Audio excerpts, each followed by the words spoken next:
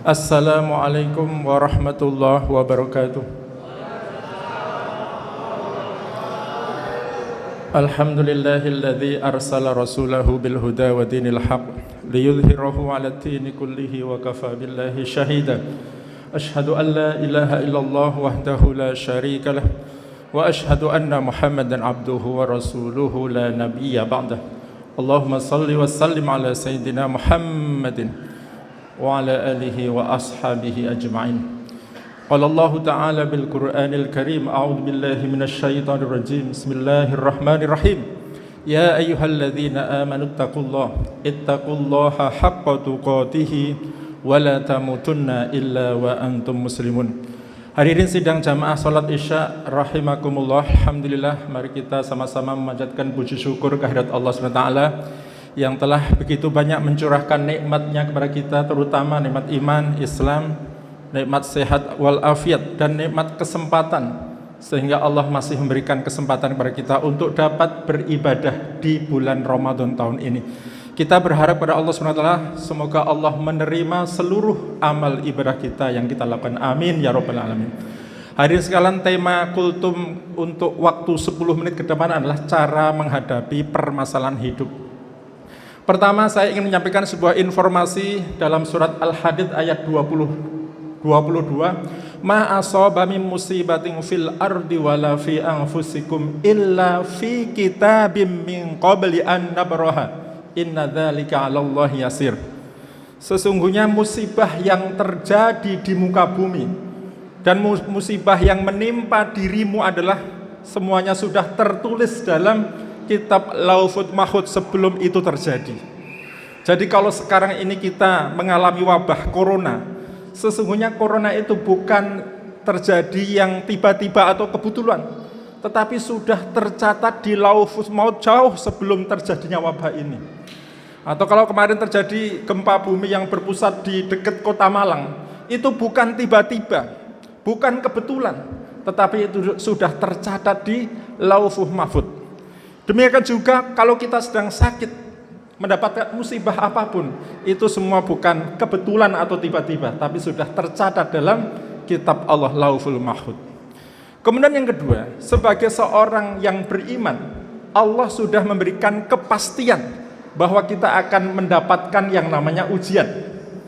Dalam surat Al-Ankabut ayat 2 dan 3, ahasiban nasu ayyutraku ayyaqulu amanna wa hum la yuftanun.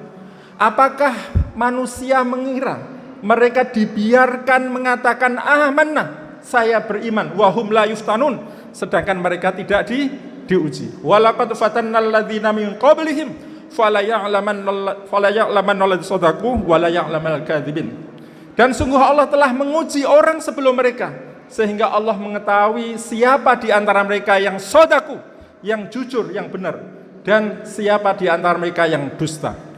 Jadi namanya musibah, namanya ujian itu sesuatu yang pasti akan diberikan oleh Allah kepada orang yang beriman.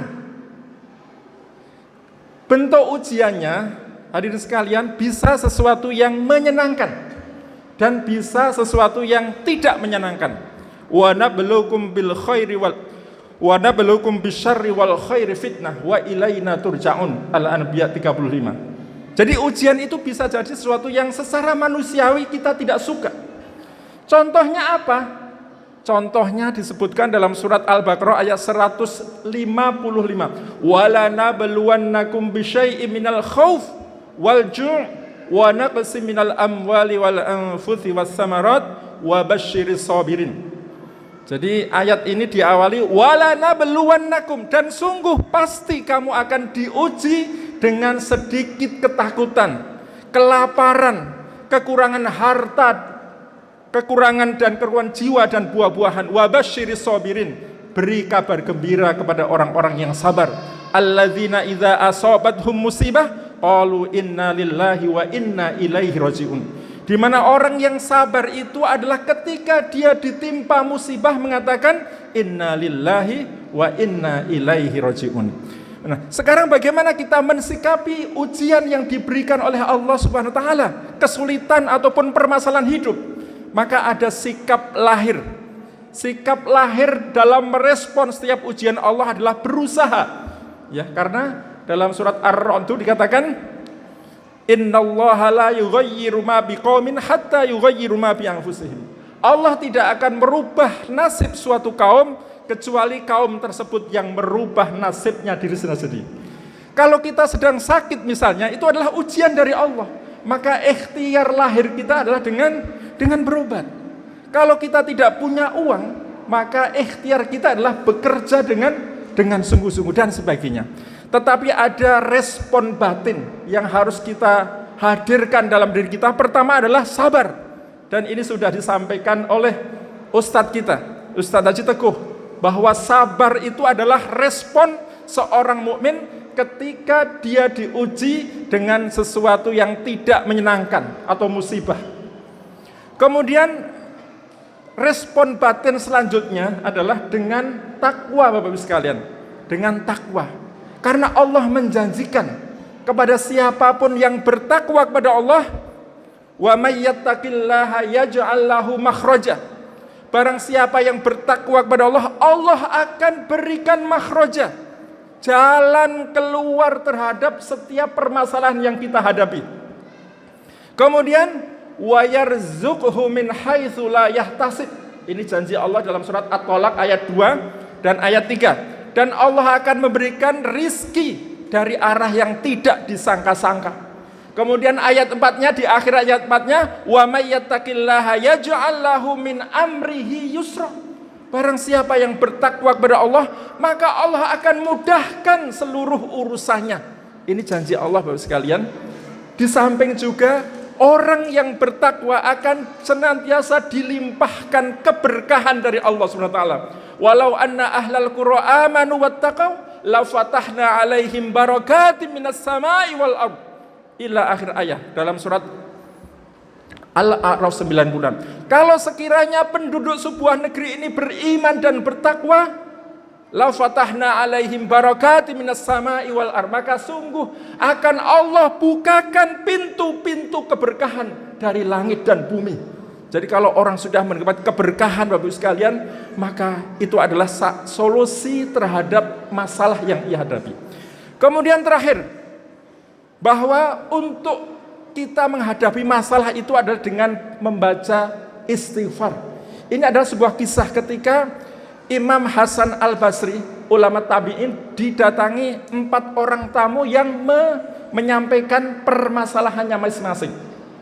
Pertama, datang, ya Syekh, saya ini lagi kekeringan, paceklik, gagal panen, beri nasihat saya ya Syekh. Maka Imam Hasan Al-Basri mengatakan, banyak minta ampun kepada Allah, banyak istighfar kepada Allah. Kemudian tamu yang kedua mengatakan, ya Syekh, saya kekurangan harta, sehingga untuk menutupi kebutuhan keluarga kesulitan. Jadi kekurangan harta.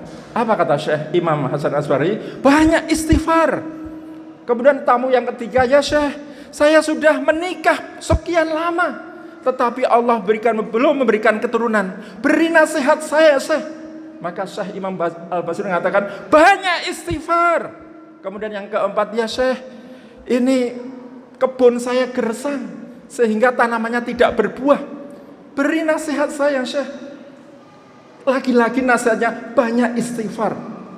Maka ada seorang yang memberikan komentar, ya Syekh, masalahnya beda-beda, tetapi resepnya atau solusinya kok sama.